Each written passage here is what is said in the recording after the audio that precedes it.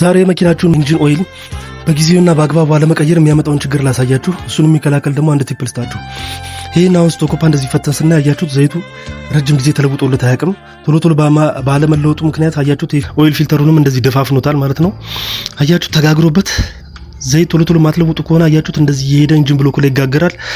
ዘይት ማስተላለፊያዎቹንም ይዘጋቸዋል ማለት ነው እና ሞተር ሊነክስ ይችላል። ሞተራችሁም የመስራት እድሜው ያጥራል ማለት ነው።